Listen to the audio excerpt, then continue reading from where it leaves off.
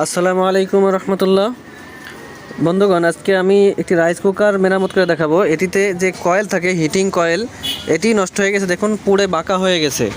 তো আমি বডির থেকে এই কয়েলটি আগে খুলে বের করে নিয়েছিলাম। এই কয়েলটি 700 ওয়াটের একটি কয়েল। তো এই নতুন একটি কয়েল আমি 700 ওয়াটেরই নেব। দেখুন, এটি নতুন একটি কয়েল, এটিও 700 ওয়াটের। তো প্রথমে আমি রাইস পটটি উপর করে নিলাম, তার উপরে এই কয়েলটি রাখলাম। এরপর এই বডি এই কয়েলের সাথে পয়েন্টে পয়েন্টে সেট করে নিয়ে স্ক্রু লাগাতে হবে। আগে যেভাবে স্ক্রু ছিল, খোলার সময় খেয়াল করে নেবেন, তাহলে লাগানোর সময়ও সহজ হবে। আমি স্ক্রুগুলো আগে লাগিয়ে নিয়েছি।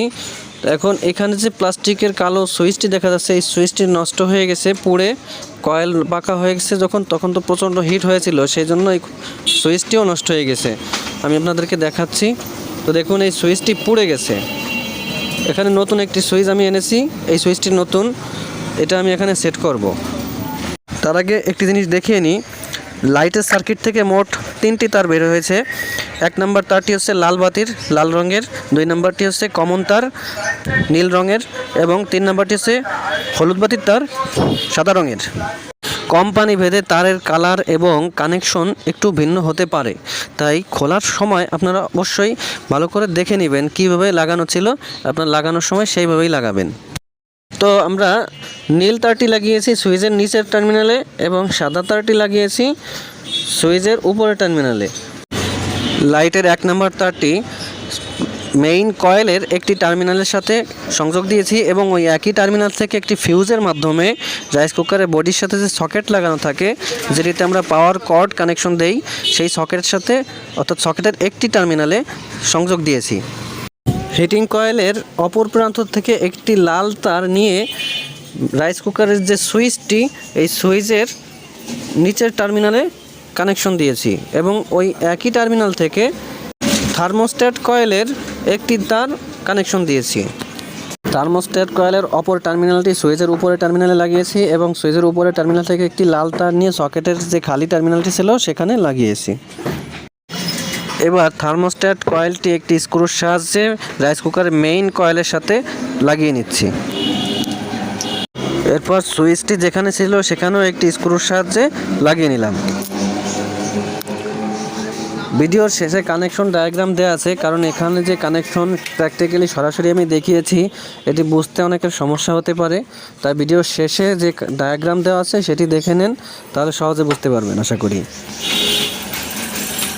এখন পুরাতন যে কয়েলটি ছিল সেটির মাঝখানে যে ম্যাগনেট আছে, অর্থাৎ টেম্পারেচার লিমিটার সুইচটি আছে, এটি এখান থেকে খুলে নতুন কয়েলের মাঝখানে আমি লাগিয়ে নেব। দেখুন, আমি এটি একটি স্ক্রুড্রাইভারের সাহায্যে এখান থেকে খুলে নিচ্ছি। আমার দোকানটি একদম রাস্তার পাশে, তাই কথা বলার সময় অনেক আওয়াজ আসে। আপনারা আশা করি এটা ক্ষমা সুন্দর দৃষ্টিতে দেখবেন। ম্যাগনেটের দুই পাশে দুটি লক থাকে, এই লক দুটি একটি নজ প্লাসের সাহায্যে আমি এটি সোজা করে নিলাম। এখন এটি নতুন কয়েলের মাঝখানে সেট করে নিতে হবে। দেখুন আমি এটি কীভাবে সেট করি।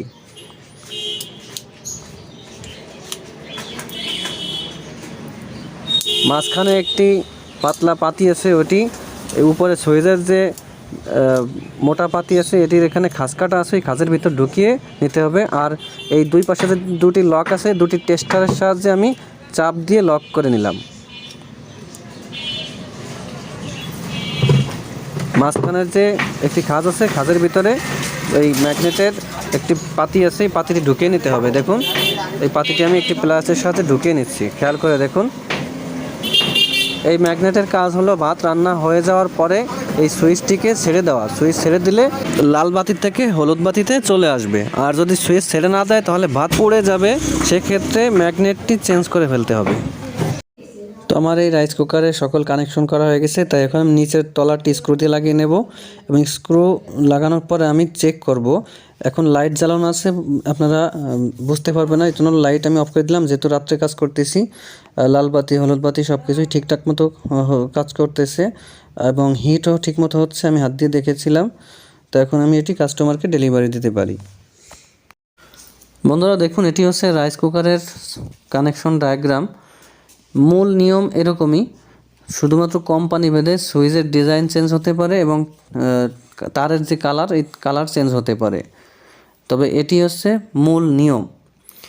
তো দেখুন, সকেটের 3টি টার্মিনাল আছে, 3টি পয়েন্ট আছে। এখানের মাঝখানেরটি হচ্ছে আর্থিনের পয়েন্ট এবং দুই পাশে হচ্ছে কারেন্টের ফেজ নিউট্রালের পয়েন্ট। তো দেখুন, সকেটের একটি টার্মিনাল থেকে একটি ফিউজের মাধ্যমে মেইন যে কয়েল, যেটি গরম হয়ে ভাত রান্না হয়, সেটির 2টি টার্মিনাল আছে।